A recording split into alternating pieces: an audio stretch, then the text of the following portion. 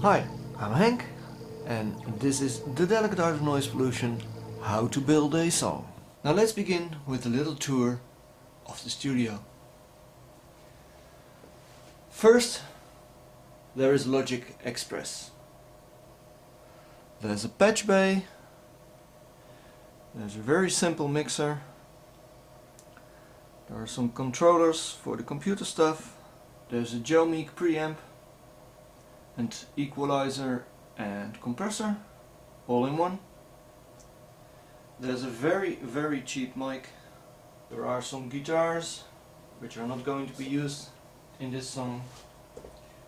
There's a Juno 60, which is going to be used. And there's a simple, although very nice, master keyboard with weighted keys. And that's all there is to my little studio.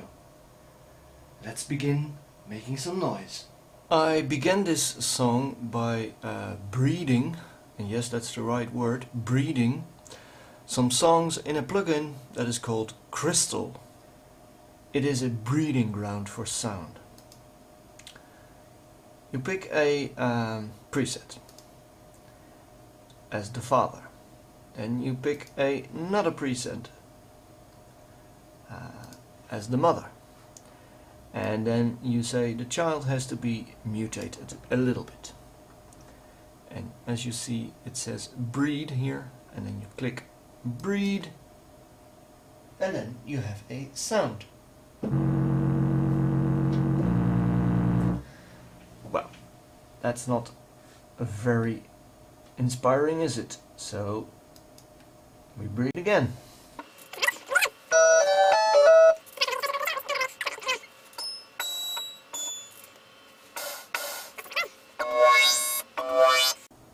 As this is a very powerful synth, it's also very processor heavy. So I record the audio from the synth and use the audio instead of letting the computer generate the sounds all the time. As you can tell from this shot, I've been busy with Crystal, and I have now 5 tracks of Crystal synth in audio as a basis for this song.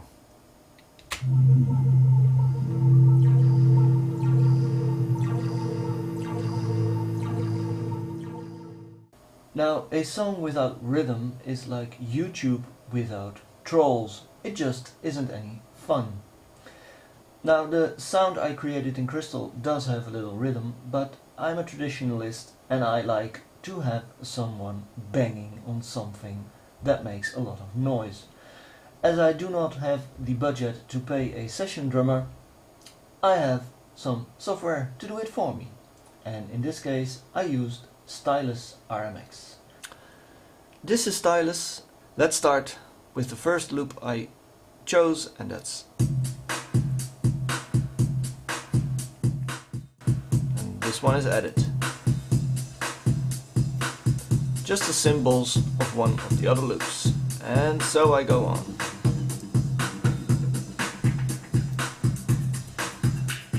Of course I use the tape slammer, and the tape slammer not only makes it louder but also distorts it a little bit like it would on an old style tape deck, which gives it a nice edge.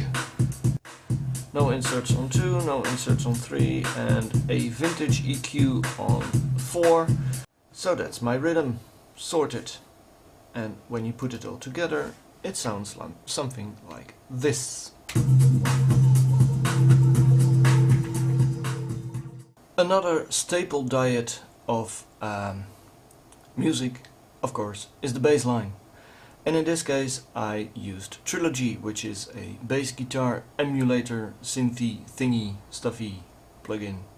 Now this is the first time in this song that the master keyboard gets a little bit of use.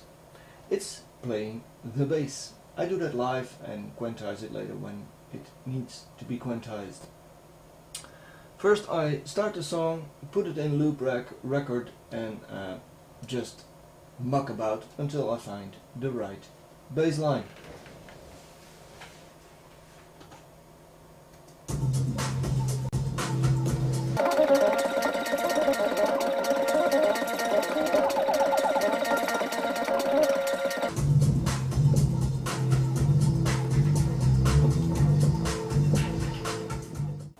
Another plugin that gets a fair bit of use in my arsenal is the Lounge Lizard Session plugin that came with my audio device that you can see in another video on my YouTube, the PreSonus Firebox. Lounge Lizard is a Rhodes emulation, and I must say it's rather a good one.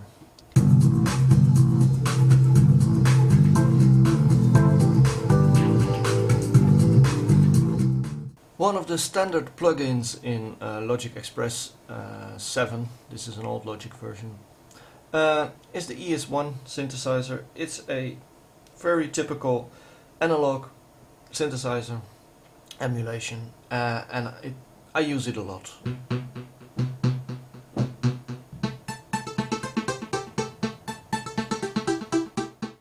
And when you hear it in the song, this is what happens.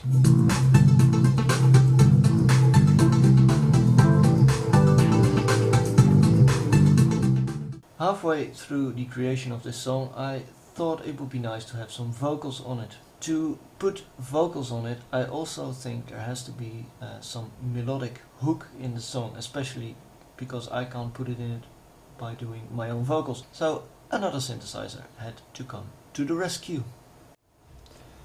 And in this case, the synthesizer that came to the rescue was the EXSP24, also standard in Logic Express 7.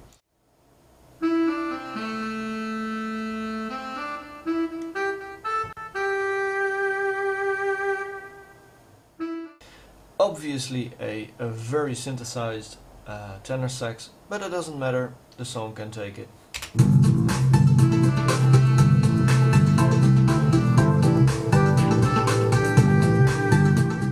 Now in the next stage, the Juno 60 gets a little bit of use. I wanted a pad sound, and there's no better one than the Juno.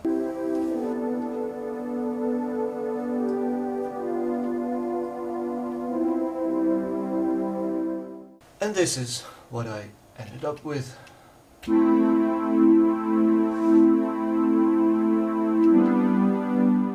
And in the song,